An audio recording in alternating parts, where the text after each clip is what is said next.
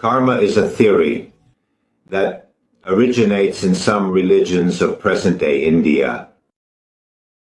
It is a very ancient concept, and it suggests that the actions in a person's life influence the development of this life and of successive reincarnations in such a way that, since what we seek is the perfection of the soul, the perfection of consciousness, to then enlighten ourselves and move to a state of light, there is a process to follow, and for this, actions are fundamental.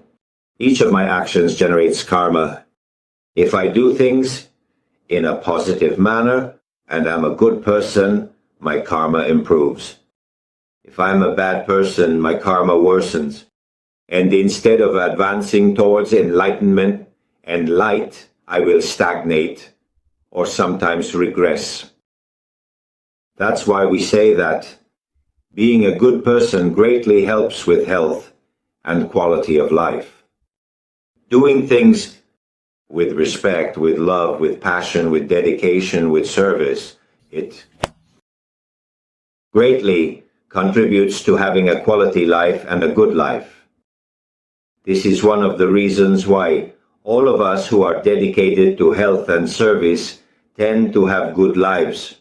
Every time we help some people find their path, to guide them on how to continue to have more physical, mental, energetic, subtle health, to have more quality of life, we are making the entire universe function a little better. And in this way, our karma improves, and we become better people each time. Our actions become cleaner, purer, more luminous.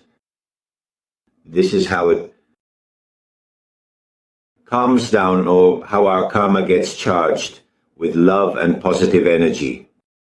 It sometimes happens that in a later incarnation, you find yourself meeting people who, when you test them with quantum chemistry, their consciousness and yours have already met in previous lives.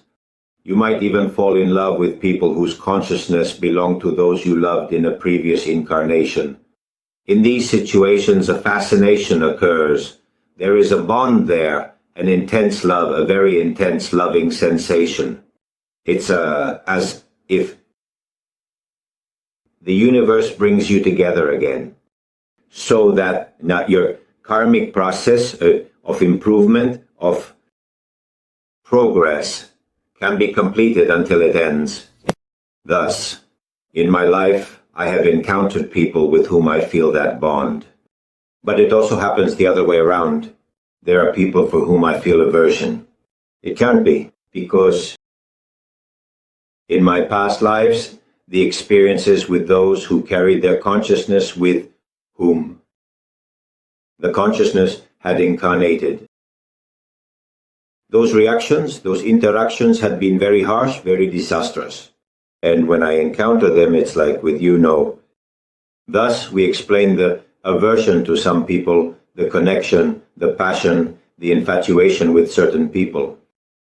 That is one of the explanations about karma, isn't it? What is very interesting is the entire theory of the laws of karma, which primarily come from Buddhism, that have reached us here, also from Advaita Vedanta, from some other Hindu philosophies, but they greatly help to understand from our holistic perspective how we function and how. It's all about the spiritual part and the entire unconscious part. Truly, it is a fascinating topic. At the very least, it's captivating, lending itself to imagination, spirituality, and beliefs. And it greatly helps to improve life and quality of life. As you already know that no one is going to get out of this life experience alive, the best I can recommend is make your karma positive, enjoy life, enjoy love, dedicate yourself passionately to what you do. And if it is to serve and help other people, it will be a blessing for you and for them.